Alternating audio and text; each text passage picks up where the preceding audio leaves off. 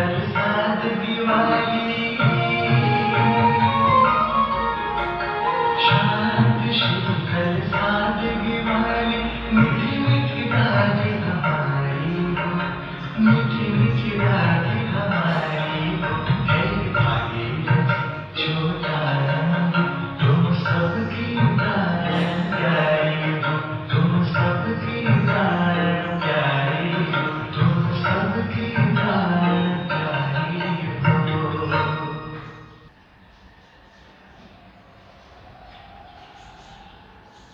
ओम शांति। ओम शांति। सभी को good morning.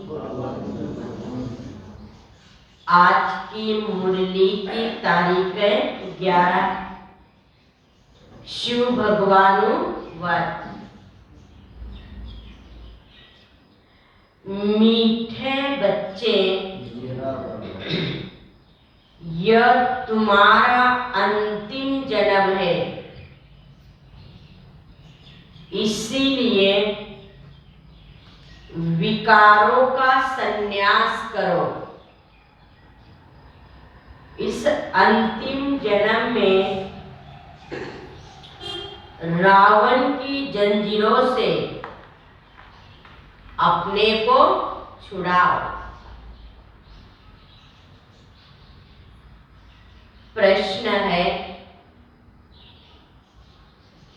बाप का सारा किन बच्चों को मिलता है?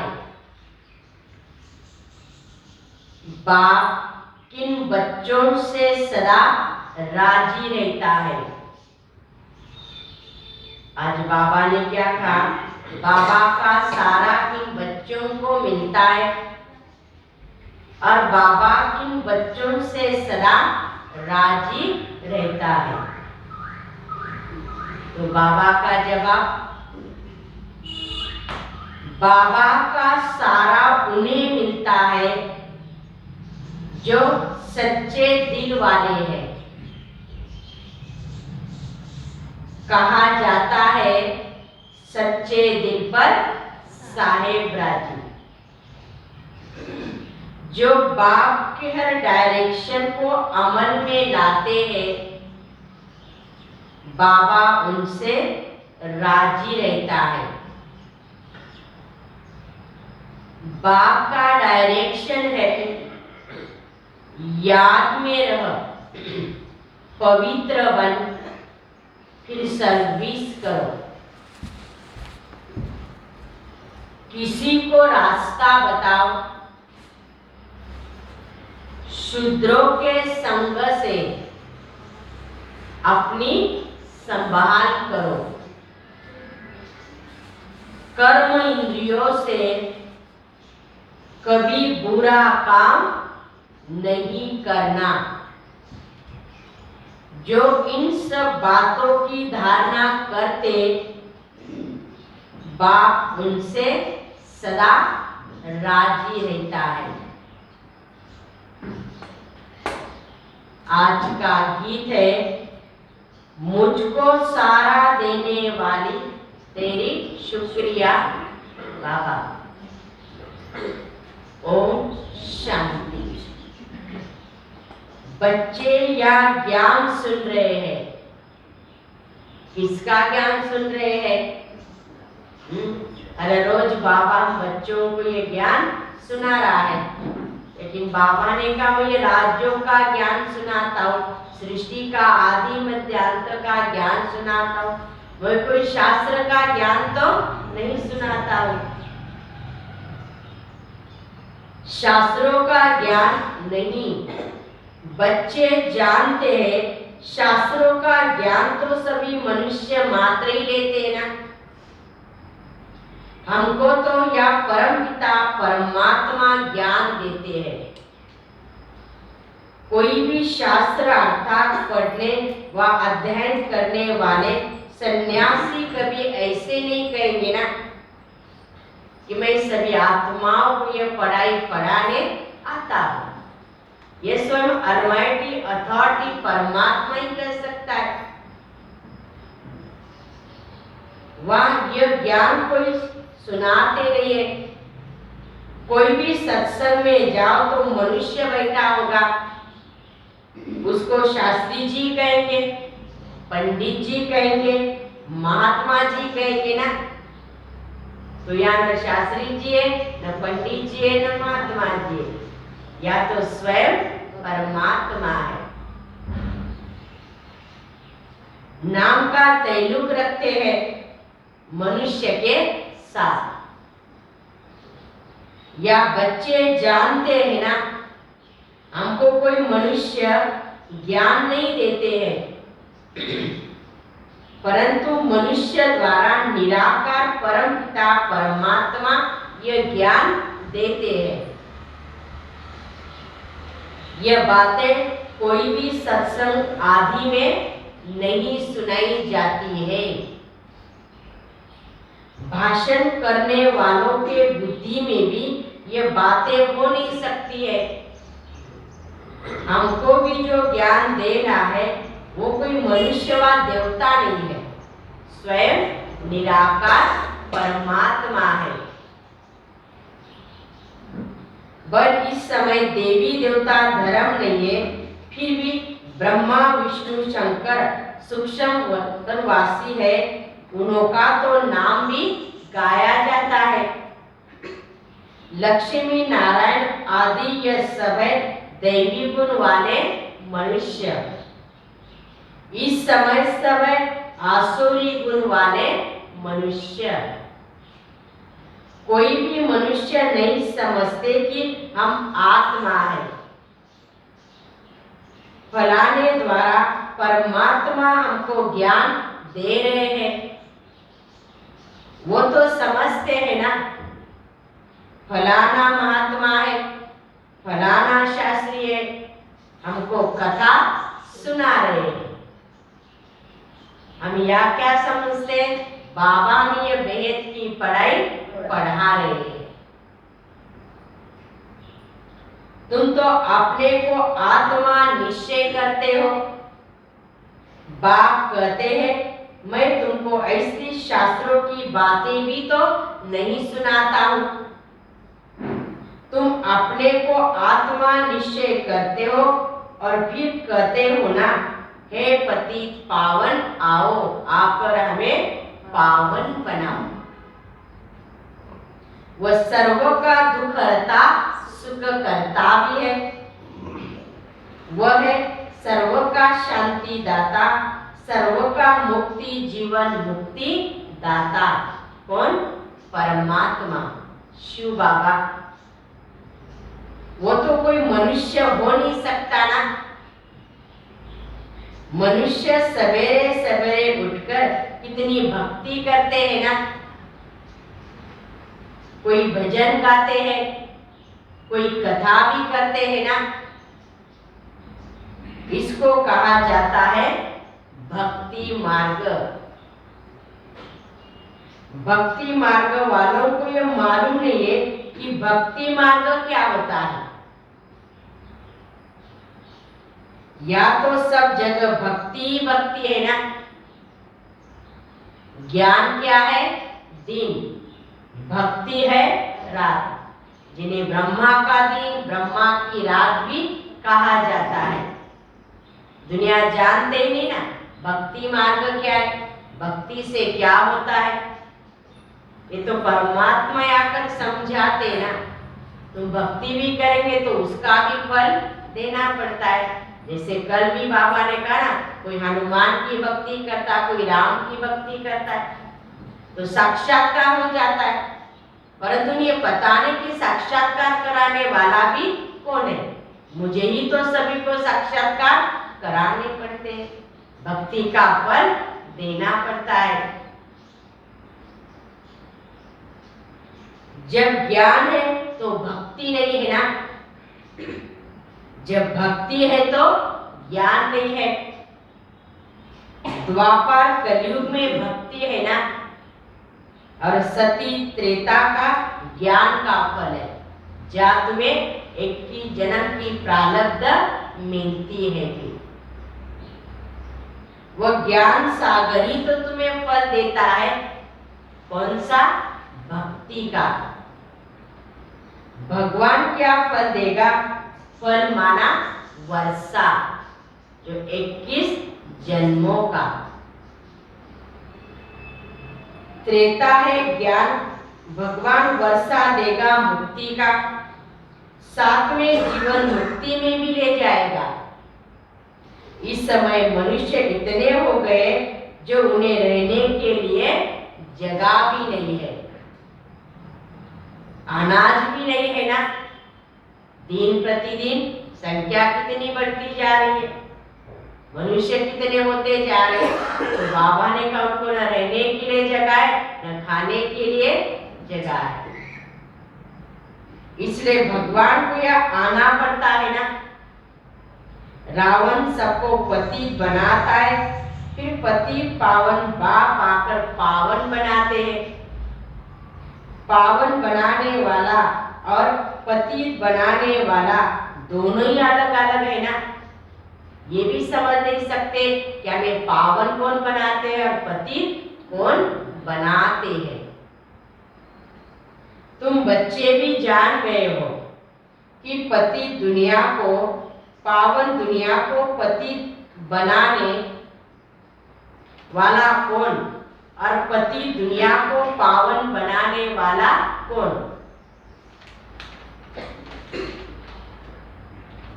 कहते हैं पतित पावन आओ, एक को ही तो बुलाते हैं ना। सर्व का पालन करता एक परमात्मा है। सतयुग में कोई विकार हो नहीं सकता। पतित अर्थात जो विकार में जाते हैं। सन्यासी विकार में जा नहीं सकते हैं, इसलिए उनको पतित नहीं कहेंगे। कहा जाता है पवित्र आत्मा 5 विकार का संन्यास किया हुआ है। नंबर 1 विकार है काम। क्रोध तो सन्यासी में भी बाबा ने कहा बहुत है। स्त्री को छोड़ते हैं, समझते हैं इनके संग में मनुष्य निर्विकार ही रह नहीं सकते हैं, इसलिए तो सभी को छोड़कर जंगल में चले जाते हैं। शादी का मतलब ही यह है ना। सतयुग में यह कायदा नहीं। बाप समझाते बच्चे या पति कोई होता ही नहीं। कहा? सतयुग में। देखो देवताओं की महिमा भी है। सर्वगुण संपन्न, संपूर्ण, निर्विकारी, मर्यादा पुरुषोत्तम। रावण राज्य शुरू होता है द्वापर युग से। बाबा खुद कहते हैं ना, काम को जीतो। तुम मुझे याद करो और पवित्र दुनिया को याद करो तो तुम पतित नहीं बनेंगे। मैं पावन दुनिया स्थापन करने आया हूँ, तो तुम्हें भी तो पावन बनना पड़ेगा, तब तुम पावन दुनिया के मालिक बन सकते हो। और दूसरी बात, एक बाप के बच्चे ब्राह्मण और ब्राह्मणिया हो तो तुम आपस में कौन हो? भाई और बहन। तुम विकार में जा नहीं सकते हो। यह बात जब तक अच्छी तरह किसी के बुद्धि में नहीं बैठेगी तब तक विकारों को छोड़ नहीं सकते हैं। तब तक ब्रह्मा की संतान भी नहीं बन सकते हैं। तब तक पावन बनना बड़ा मुश्किल है। तो इसलिए बाबा ने कई बातों को जानना बहुत जरूरी है। तभी ये बातें उनके बुद्धि में बैठ सकती है, तभी तो पावन बनने की प्रतिज्ञा भी कर सकते हैं। मदद नहीं मिलेगी। अच्छा, ब्रह्मा की बात को छोड़ दो। तुम कहते हो हम भगवान के बच्चे हैं ना। साकार में कहते हैं कि इस हिसाब से भाई बहन हो गए हैं, तो फिर विकार में जा न सके फिर तो सब कहेंगे हम ईश्वर की संतान है ना। और बाप कहते बच्चे में आया हूँ, अब जो मेरे आकर बनते हैं वह आपस में क्या बन जाते? भाई बहन बनते। ब्रह्मा द्वारा भाई बहन की रचना भी होती है ना, तो फिर विकार में जा न सके। बाबा कहते हैं यह तुम्हारा अंतिम जन्म है। एक जन्म के लिए इस विकारों का तो त्याग करो, ताकि आपको 21 जन्म इसकी प्रारब्ध मिलेगी। तो बाबा ने कहा ये विकारों को छोड़ना, इनका त्याग भी तुम्हें संगम पर ही करना है ना। सन्यासी लोग छोड़ देते जंगल में जाने के लिए, तुम छोड़ते हो पावन दुनिया में जाने के लिए। सन्यासियों का कोई टेंशन नहीं है ना, उनका कोई प्रबंधन नहीं है। बाबा ने कहा गृहस्थी लोग उनको बहुत मान लेते हैं, कारण पवित्र है, लेकिन बाबा ने कहा उनका शरीर थोड़ी पवित्र है। उन्होंने भी तो क्या किया है? जन्म कैसा लिया है? विकारों से ही तो लिया है। परंतु वो कोई मंदिरों में पूजने लायक तो नहीं बनते ना। लेकिन मैं तुम बच्चों को पूजनी लायक बनाता हूँ, गाय लायक बनाता हूँ, इस ज्ञान के आधार से बाबा ने कहा। मंदिरों में पूजनी लायक होते देवताएं, क्योंकि उन्होंने की आत्मा और शरीर दोनों पवित्र है। या हमको शरीर पवित्र मिल न सके, यह तत्व भी तमो प्रधान है ना, तो शरीर भी क्या है? बाबा ने कहा तमो प्रधान है। तत्व भी पतित है, वह आत्मा भी पवित्र रहती है, तो तत्व भी सतो प्रधान पवित्र रहते हैं। अब ये आत्मा भी तमो प्रधान, तो तत्व भी तमो प्रधान है। इसलिए बाढ़ तूफान आदि कितने रहते हैं, आते रहते हैं। किसको दुख देना, यह भी तमो प्रधान गुण है। सतयुग में तत्व भी किसी को दुख नहीं दे सकते। इसी समय मनुष्य की बुद्धि बिल्कुल क्या बन गई है? तमो प्रधान बन गई है। सतो रजो तमो में जरूर आना भी है, नहीं तो पुरानी दुनिया कैसे हो जो फिर नई बनाने बाबा आएगा। तो दुनिया को पुरानी तो बनना ही पड़ेगा, तब तो नई दुनिया बनेगी। जैसे बाबा हमेशा कहते ना, जब तुम पतित नहीं बनेंगे तो पावन भी कैसे बनेंगे। बाप कहते बच्चे पावन तो बनो। यह अंतिम जन्म रावण की जंजीरों से अपने को छुड़ाओ। आसुरी मत पर आधा कल्प तुम पतित बन रहे हो, ये बहुत बुरी आदत है ना। सबसे बड़ा दुश्मन है काम। छोटे पन में विकारों में चले जाते हैं, क्योंकि संग ऐसा मिलता है ना,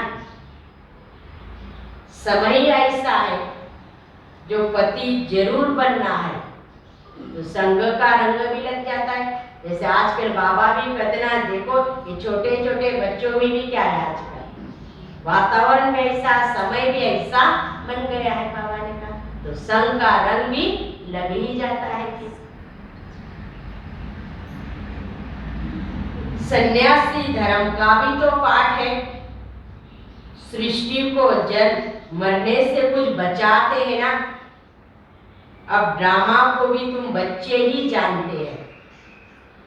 बल कहते क्रिश्चियन धर्म को इतने वर्ष हुए, परंतु यह नहीं जानते कि क्रिश्चियन धर्म फिर कब खत्म होगा। कहते कलयुग को अभी 40,000 वर्ष चलना है, तो क्रिश्चियन आदि सब 40,000 वर्ष तक वृद्धि को पाते रहेंगे। अब 5000 वर्ष में पूरी जगह नहीं रही है तो 40,000 वर्ष में पता नहीं क्या हो जाएगा। अभी हम दुनिया में देख रहे हैं कि दुनिया की हालत क्या होती जा रही है, और 40,000 वर्ष कहेंगे बाबा ने कहा तो और दुनिया की हालत क्या हो जाएगी। शास्त्रों में तो बहुत गपोड़े लगा दिए हैं ना, और इसलिए कोई बिरला ही इन बातों को समझकर कदम कदम श्रीमत पर चलते हैं। और इसलिए तो बाबा ने कहा मुझे भी कोटों में कोई जानता है और इन बातों पर निश्चय भी रखता है और श्रीमत पर चलता है। श्रीमत पर चलना कितना डिफिकल्ट है। लक्ष्मी नारायण जिन्हों को सारी दुनिया क्या करती है, उनकी पूजा भी करती है, वो अब तुम बन रहे हो और बाबा में ऐसा बनाने आया है। और इसलिए तो बाबा ने कहा बच्चे में तुम्हें संगम पर लायक बनाता हूं, जा तुम सतयुग में श्री लक्ष्मी स्नेह नारायण का पद पाते हो। ये तुम बच्चे जानते हो, सो भी नंबरवार। अब बाप कहते मुझे याद करो और घर को याद करो। घर तो जल्दी याद आता है ना। मनुष्य 8-10 वर्ष की मुसाफिरी कर घर लौटते तो कितनी खुशी होती है कि अब हम अपने बर्थ प्लेस में जा रहे हैं, ये खुशी होती है। और इसी तरह से बाबा ने कहा तुम बच्चों को भी बहुत खुशी होनी चाहिए, हमें भी अपने घर वापस जाना है। अब वो मुसाफिरी होती है थोड़े समय की, इसलिए घर को भूलते नहीं है ना। या तो 5000 वर्ष हो गए और इसलिए हम बच्चे घर को भूल गए थे, फिर से बाबा घर जाने की याद दिलाता है। इसलिए घर को बिल्कुल ही तुम भूल गए हो। बाप ने आकर बतलाया है कि बच्चे ये पुरानी दुनिया है, इनको अब आग लगनी है, कोई बचेगा नहीं, सबको मरना है।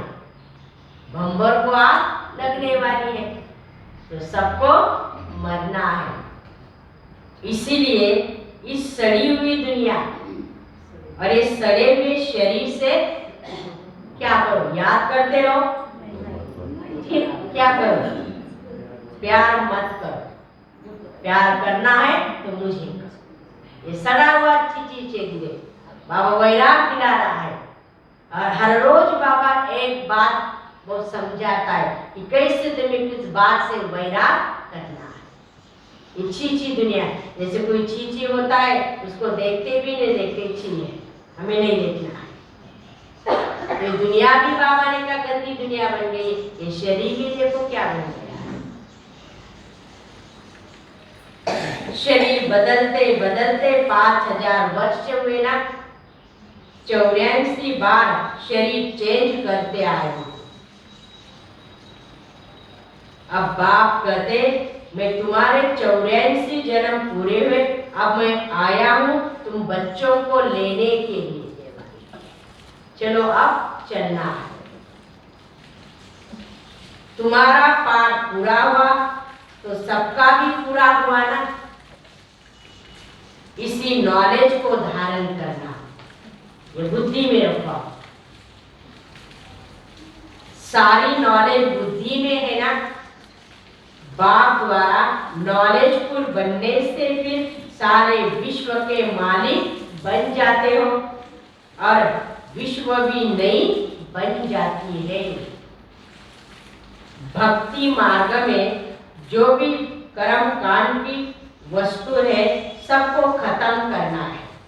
जो भी देख रहे बाबा ने कहा वो आज है कल नहीं है, सब कुछ खत्म होना है। फिर कोई एक भी है, हे प्रभु कहने वाला नहीं रहेगा। हाय राम, हे प्रभु, यह अक्षर दुख में ही तो निकलते हैं ना। सतयुग में ऐसे भी नहीं निकलेंगे, क्योंकि वह दुख की बात नहीं है। वह भी ऐसे नहीं कहेंगे ईश्वर है प्रभु, वह दुख देने वाली कोई चीज नहीं है। तो बाबा ने क्या, जब कोई दुख होता है तो क्या कहते हैं, हे ईश्वर है प्रभु, ये शब्द निकलते हैं। लेकिन अब बाबा के बच्चे बने तो हमारे मुख से शब्द भी नहीं निकलना चाहिए। कौन सा, हे ईश्वर, हे प्रभु, हे राम। तो ऐसा बाप जिनको याद किया जाता है, उनकी श्रीमत पर क्यों नहीं चलना चाहिए। ईश्वरीय मत से सदा सुखी बन जाएगी ना। जो इतना सुख दाता बाप है, हमें सुख दे रहा है, ये दुखों की दुनिया से छुड़ा रहा है, तो ऐसे बाप को कितना याद करना चाहिए। जो बाबा ने श्रीमत दी, वो श्रीमत का कितना पालन करना चाहिए। ये भी समझ से श्रीमत पर न चले तो उनको महामूर्ख कहा जाएगा। इसलिए बाबा हमेशा कहते हैं ना, महामूर्ख देखना है तो यही देखो। जो बाप में हर कदम में श्रीमत दे रहा है, उसका पालन नहीं करेंगे तो फिर हम कौन थे, महामूर्ख थे। ईश्वरी मत और आसुरी मत दोनों में रात दिन का फर्क हो जाता है। अब जज करना कि हम किस तरफ जाएं। माया के तरफ तो दुख ही दुख है ना, ईश्वर के तरफ एक ही जन्मों का सुख है। अब किसकी मत पर चलना है, ये सोचो। बाबा ने कहा, बाप कहते श्रीमत पर नहीं, बाप कहते श्रीमत पर चलना चाहो तो चलो, पहली बात है काम पर जीत पाओ। अगर नहीं चलेंगे तो उसमें आपका ही नुकसान है, श्रीमत पर चलेंगे तो आपका ही फायदा है। उसमें भी पहली बात है कि मुझे याद करो, ये पुराना शरीर अब छोड़ना है, अब वापस जाना है। इसी समय हमको ये ख्याल है, अब 84 जन्मों की पुरानी खाल छोड़ता है। वह सतयुग में समझते यह बूढ़ा शरीर छोड़ फिर बचपन में आएंगे। इस पुरानी दुनिया का महाविनाश भी तो होना ही है। ये बातें कोई शास्त्रों में नहीं है ना, ये बाप सन्मुख तुम बच्चों को समझाते हैं। ये सब बातें ध्यान में रहे तो अहो सौभाग्य है। जो बाबा बातें समझाते इतना भी याद करेंगे, बाबा ने कहा, तो बच्चे आपका सौभाग्य है। कितना सच है ना।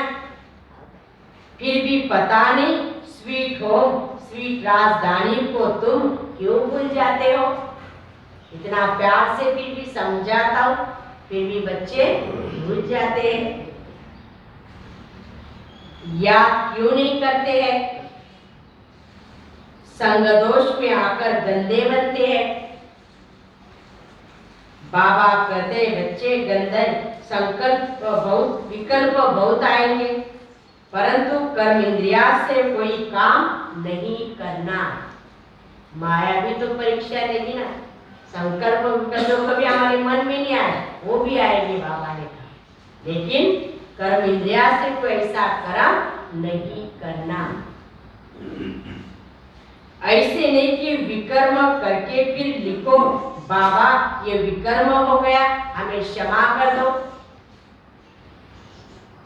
विकर्म कर लिया तो उसका फिर 100 गुना दंड तो पड़ जाएगा ना। एक तो न बतलाने से दंड बढ़ जाता है, इस समय तो पता पड़ता है कि आजामिल कौन बनता है।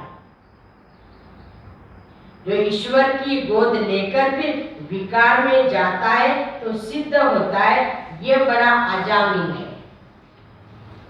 जो बाप का बनकर फिर ऐसे कर्म करता है। पाप आत्मा है जो विकार के बिगर रह नहीं सकता है। ये बाइस्कोप सिनेमा सबको गंदा बनाने वाला है। तुम्हें कोई भी विकार से दूर भागना चाहिए। कोई भी विकार न हो बाबा ने कहा। ब्राह्मण है निर्विकारी, तो संग भी ब्राह्मणों का ही चाहिए ना। शूद्र के संग में दुखी होते हैं। शरीर निर्वात तो सब कुछ करना ही है बाबा ने कहा, लेकिन न्यारा और प्यारा। संग भी ऐसा करो जिससे हमें कुछ प्राप्ति हो। ऐसा संग न हो जहां हमारा कोई नुकसान हो, बाबा ने कहा। इसलिए बाबा हमेशा कहते पहले संग की संभाल करो। रंग जल्दी लग जाता है ना। परंतु कर्म इंद्रिया से कोई विकर्म नहीं करना चाहिए। हाँ, बच्चों को सुधारने के लिए तो समझाना है, कोई ना कोई युक्ति से हल्की सजा देनी है, क्योंकि बच्चे भी थोड़े होते हैं बाबा ने कहा, लेकिन युक्ति हो बाबा ने कहा, वो भी अच्छी तरह से सीखे। सजा भी देनी हो तो कैसी देनी, वो भी बाबा समझा रहा है। रचना रची है तो रेस्पॉन्सिबल भी तुम्हारे ऊपर है, बड़ी जवाबदारी है, उनको भी चलाना है बाबा ने कहा। और उन पर भी ध्यान नहीं देते रहेंगे, उसने भी कुछ किया तो फिर कहेंगे देखो माँ बाप ने ध्यान नहीं दिया, बच्चे ऐसे कर रहे हैं। तो सबसे बड़ी जवाबदारी बाबा ने कहा, कैसे हमारे बच्चे चल रहे, उनको क्या शिक्षा देनी, क्या समझाना है, कैसे प्यार से चलाना है, ये भी बाबा बच्चों को समझा रहे हैं। उनको भी सच्ची कमाई करानी है, उनको भी सिखाओ आप कि सच्ची कमाई क्या है। छोटे छोटे बच्चों को भी थोड़ा बहुत सिखलाना अच्छा है ना, उनमें भी ज्ञान का बीज डालो बाबा ने कहा। छोटेपन से उनको सिखाते रहेंगे, समझाते रहेंगे तो उन पर भी अच्छा प्रभाव पड़ता है। हम बच्चों का काम है अपने बच्चों पर अच्छे संस्कार डालना, तो बाबा ने कहा ये भी उनको सिखलाते रहो। शिव बाबा को याद करने में मदद तो मिलेगी ना। सच्चे दिल पर साहिब राजी होता है। सच्चे दिल वाले बच्चों को ही बाप का सहारा मिलता है, जो हमेशा सच्चे दिल पर बाबा को याद करता है तो हर समय बाबा उन्हें मदद भी करता है, सहारा भी देता है, और बाबा उन बच्चों पर ही राजी होता है ना। अब सारी दुनिया में कोई किसका सहारा नहीं है, और सहारा देने वाला तो एक ही बाप है। वैसे बाप की कितनी हर पल शुक्रिया माननी चाहिए। सहारा होता है सुखों में ले जाने का। ये सारी दुखों की दुनिया बाबा ने कहा, मैं तुम्हें सहारा दे रहा हूँ, रास्ता बता रहा हूँ कि अब तुम्हें ऐसी दुनिया में जाना है। एक परमात्मा को याद करते हैं, वही आकर सबको शांति भी देते हैं ना। सतयुग में सब सुखी है, बाकी सब आत्माएं शांति देश में रहती है। भारत स्वर्ग का सब विश्व के मालिक थे। अशांति मारामारी कुछ नहीं था। जरूर वह नई दुनिया बाप ने ही तो रची होगी, बाप से वर्षा मिला होगा। कैसे, यह भी कोई समझते नहीं है। उसको राम राज्य कहा जाता है। अब नहीं है, था तो सही। वही भारत जो पूज्य था वो पुजारी बना, फिर पूज्य जरूर बनेगा। अब तुम पुरुषार्थ कर रहे हो। शिव भगवान वाच, कृष्ण की आत्मा अंतिम जन्म में ज्ञान सुन रही है, फिर कृष्ण बनने वाली है। सवेरे उठकर बाप को याद करना है। ये टाइम बहुत अच्छा है ना, वाइब्रेशन भी शुद्ध रहता है। जैसे आत्मा रात को थक जाती है तो गति में डिटैच हो जाती है। तुम्हारा भी आप होते भी बुद्धियों वहां लगा रहे का बाप के तरफ, घर के तरफ। अमृत वेले उठकर याद करने से दिन में भी याद आएगी, ये भी तो एक कमाई है। जितना याद करेंगे उतना विक्रमाजीत बनेंगे, धारणा भी अच्छी होगी। तो इसलिए बाबा ने कहा सबसे बड़ा अच्छा टाइम है अमृत वेले का। समय भी अच्छा है, याद भी अच्छी पावरफुल हो सकती है, और सारा दिन भी हमें मदद मिलती है। और इसलिए तो हमारा एक दिन भी अमृत वेला मिस नहीं होना चाहिए। जो पवित्र बनते हैं, याद में रहते हैं, वही सर्विस भी कर सकते हैं। डायरेक्शन पर चलते हैं तो बाबा भी राजी होता है ना। पहले सर्विस करनी है, सबको रास्ता बताना है। योग का रास्ता बताने के लिए भी तो ज्ञान देंगे ना। योग में रहने से विकर्म विनाश होंगे, साथ में चक्र को भी तो फिराना है। बाबा ने कहा ज्ञान को भी धारण करो, याद भी तो करना है, और जो चक्र है बाबा ने कहा उसको भी तो आप घुमाते रहो, तभी तो तुम स्वदर्शन चक्रधारी बन सकते हो।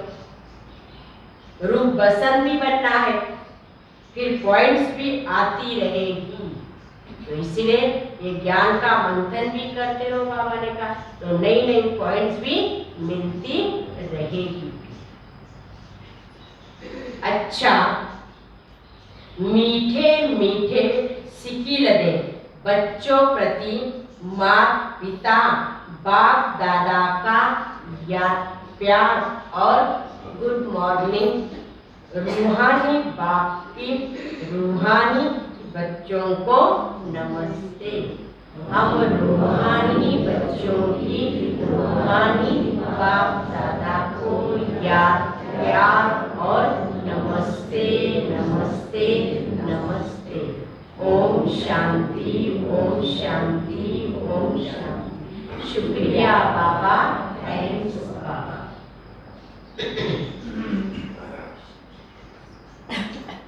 धारणा के लिए मुख्य सार, पहली पॉइंट, इस सड़ी हुई दुनिया और सड़े हुए शरीर से ममत्व निकाल एक बाप को और घर को याद करना है। शूद्रों के संग से अपनी संभाल करनी है। दूसरी पॉइंट, विकर्माजीत बनने के लिए अमृत वेले उठ याद में रहना है। इस शरीर से डिटैच होने का अभ्यास करना है। आज का वरदान, पुराने संसार और संस्कारों की आकर्षण से जीते जी मरने वाले यथार्थ मर जीवा भव। यथार्थ जीते जी मरना अर्थात सदा के लिए पुराने संसार व पुराने संस्कारों से संकल्प और स्वप्न से भी मरना। मरना माना परिवर्तन।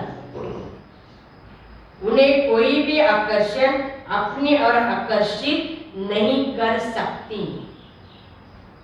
वो कभी यह नहीं कह सकते क्या करे, चाहते नहीं थे लेकिन हो गया। कई बच्चे जीते जी मरकर फिर जिंदा हो जाते। रावण का एक सिर खत्म करते तो दूसरा आ जाता,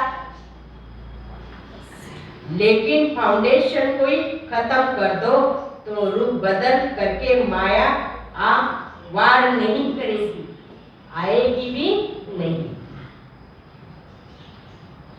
स्लोगन: सबसे लकी वह है जो याद और सेवा में सदा बिजी रहते हैं। सबसे